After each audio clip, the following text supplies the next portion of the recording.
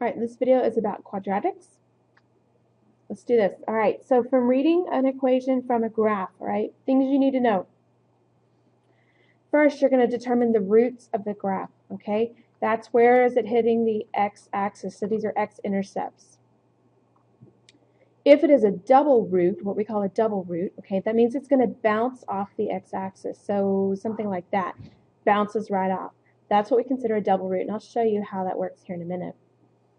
You're going to write the root as a factor. A factor looks like this, okay?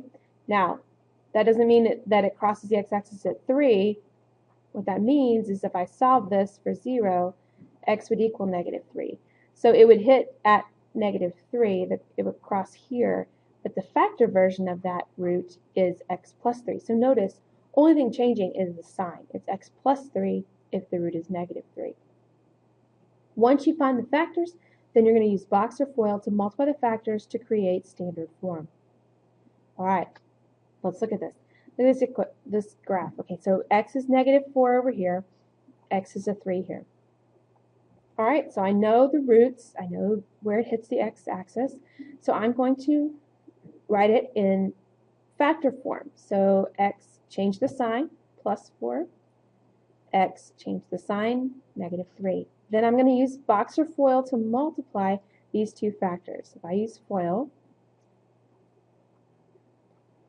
I can do that, and then I reduce or simplify, I get x squared plus x minus 12, and that's my solution in standard form. That is the equation in standard form, I should say.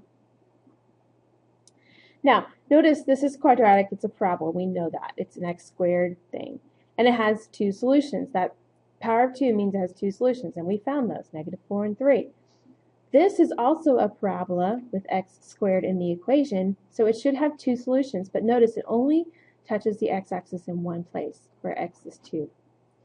The fact that it only touches there and it bounces off of that is what we call a double root. All right, so when you go to write an equation for that, you realize that it is really x minus 2, remember I changed the sign, squared, which if I multiply this out, I have two binomials and I multiply them out using box or FOIL. Combine my terms, I get x squared minus 4x plus 4. All right, that's my equation in standard form. So just keep in mind a double root can happen, and that's what it would look like. It's just bouncing off wherever x is. Okay, and in the equation it looks just it's that same binomial twice. Now, the other part here is to factor quadratics to find the roots of the equation, to find those x-intercepts. All right, that's what we're going after. So if I do a multiply add chart, remember I have to multiply the first two terms, and I have to multiply to -30, add to -7. So what two factors give me -30 would be -10 and a 3. And sure enough, they would add to a -7. So I can do my box method.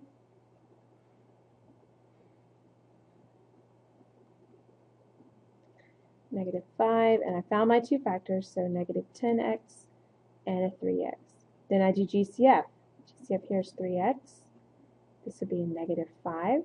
This would be 2x. And this would be +1. So here's my factors. So I'm going to set 3x minus 5 equals 0 and solve it. Add 5 to both sides, divide by 3. So x is 5/3. So one of my solutions is 5/3, 0. X-intercept written as a point. The other factor we said was 2x plus 1. Set it equal to 0. Divide by 2. So x is -1/2, 0. All right? That's how I find my solutions from the equation. Let's do this again. This one I have to multiply to 25. I have to add to -10. Well, -5, -5 works beautifully. So,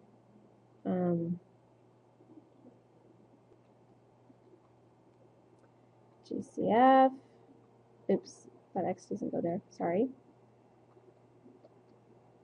So what I have is x minus 5 times x minus 5, also known as x minus 5 squared.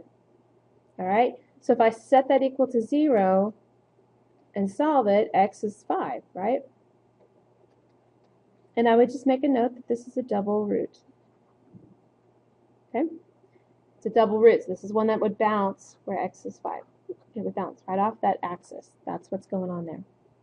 Now, I want you to try one on your own, and we'll see how you do when you get to class. Okay, good luck. See you tomorrow.